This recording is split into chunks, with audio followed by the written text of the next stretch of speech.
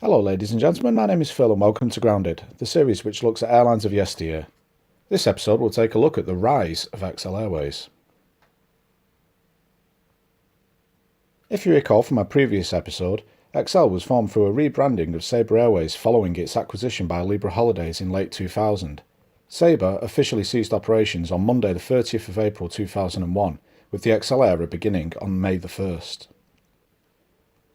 2001 was a successful first year for XL, with the introduction of the airline's first widebodies in the Boeing 767-200. XL took first place in the punctuality table at both Gatwick and Manchester for that summer. XL also made a profit of just over £1.7 million after tax, along with another £4 million raised through another share issue. This would be rolled over and invested back into the company.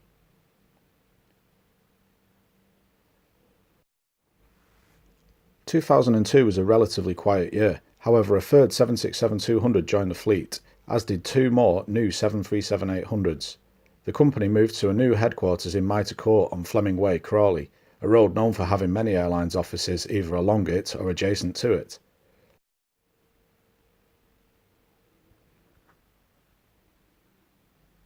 Libra Holidays Group had a reshuffle and formed XL Airways Group, and listed it on the alternative investment market of the London Stock Exchange on 20th of November 2002.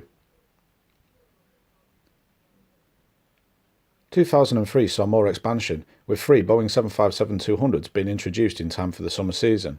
These were leased in from Air Atlanta Icelandic, who had become a small shareholder in the airline. The management of the two companies had previous experience working together when Sabre and Air Atlanta Icelandic operated the infamous Peach Chair, and that was an episode all to itself. The 757 offered a pretty big increase in capacity on the smaller 737s, both in terms of passenger and cargo load. A 767-300 joined the fleet in October and began operating some long-haul flights on behalf of Golden Caribbean to destinations such as Tobago, Grenada and St Kitts, as well as other flights to Goa in the east. These flights would be operated by a mix of the single 767-300 and the slightly smaller 767-200s, and would provide a great source of extra revenue over the quiet winter season.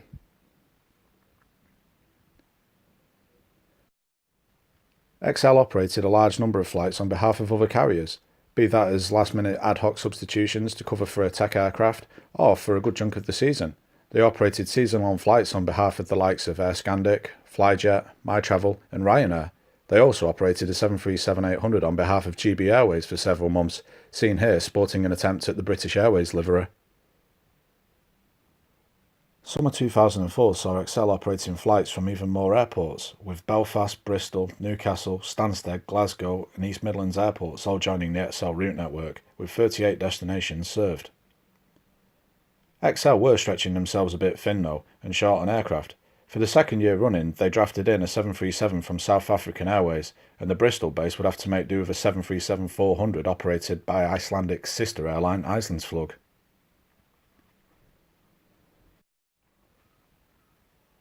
Icelandsflug were an Icelandic airline which primarily specialised in cargo operations, sub-charter services and damp leased aircraft. They were part owned by Air Atlanta Icelandic, and speaking of which, Air Atlanta Icelandic made a move for the remaining 39% of XL, offering 105 pence per share, equating to an offer of £28.8 million for the British airline.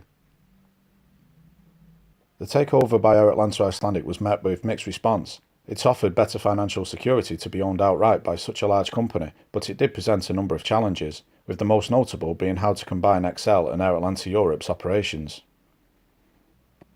Air Atlanta Europe were a small operator based at London Gatwick and Manchester, and aside from operating subcharters and wet leases, they operated several Boeing 747s on behalf of Travel City Direct. These flights were operated from Gatwick, Manchester, Glasgow and Cardiff on the lucrative but very competitive Orlando, Florida route.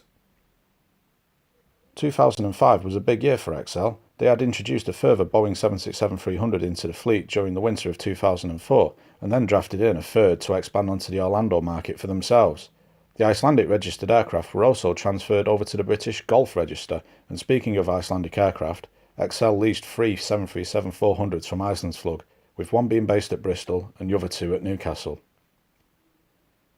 More destinations were offered at Bristol, resulting in Air Malta basing an A320 there for the summer, with Viking Airlines operating flights from East Midlands Airport.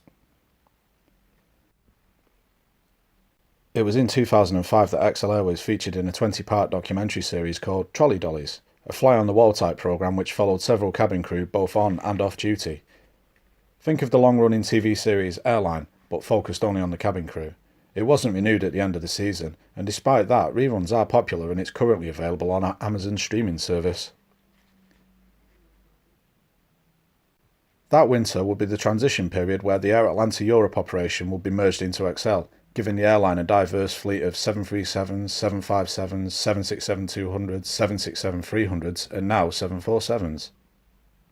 Two further 737-800s were delivered in May 2006, giving XL a fleet of 24 aircraft, with even more aircraft operated by other carriers, an A320 from Air Malta at the new Exeter base, and a 757 from Finnair up in Newcastle to help the single remaining Icelandsflug 737-400, and a light spattering of Viking-operated MD-83s at East Midlands and Stansted airports. 2006 would see XL carry over 3.3 million passengers, up from 2.6 million the year before, though the airline had to cut its ticket prices to help compete against the other carriers, but also against the hot UK summer and the World Cup.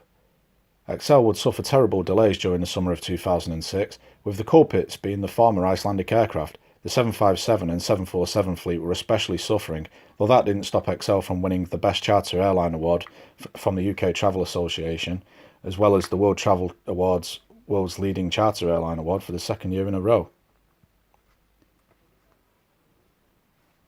The combination of frequent delays and the mixture of airlines operating on behalf of XL led to an image problem for the airline, and the company decided on a new strategy for the years ahead, and became the UK launch customer for the Boeing 737-900ER, ordering two with a further two options. They also announced they were replacing the aging 747 and 767 fleet with the brand new Airbus A330. They ordered two, with deliveries due on the 1st of October and 1st December 2008, with options on two more. XL also ordered more 737-800s, with deliveries scheduled for the summer of 2007, allowing those 757s to be withdrawn. By October 2006, there had been several organisational changes within the company. Air Atlanta Icelandic's parent company, which had been rebranded as the Avion Group in 2005 following its acquisition of Icelandsflug, rebranded again as Eimskip. The company also purchased the French charter airline Star Airlines and launched Star Europe in Germany. XL Airways, along with Star France and Star Europe, were all rebranded as XL Airways, XL Airways France and XL Airways Germany. The XL Airways Group would also be rebranded as the XL Leisure Group. The new identity was developed by specialist agency Brand Indistinct and gave a coherent and consistent identity across the group. The new brand would be rolled out during the quiet winter season and was expected to be complete by May 2007. It was in late October Eimskip decided to offload some of its assets through a somewhat complicated sale. The XL Leisure Group was subject to a management buyout, and at the same time the Avion Aircraft Trading was also offloaded in another MBO, with Eimskip retaining 49% of the latter.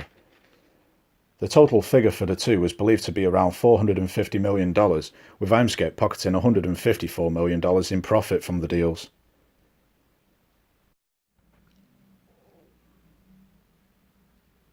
The XL management obviously didn't have several hundred million lying around, so the Icelandic bank Landsbanki would help finance the deal, with Eimskip providing a loan guarantee of $280 million, which would have to be paid back by March 2008.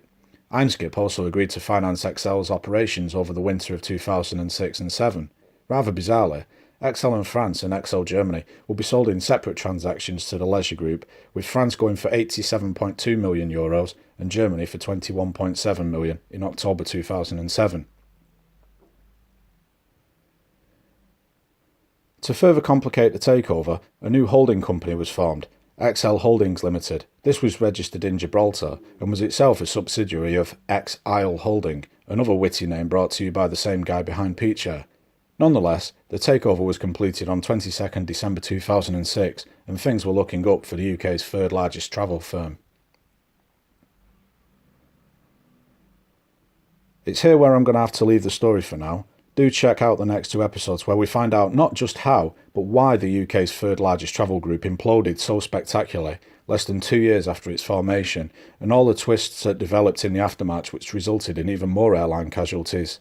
Until next time, thanks for watching.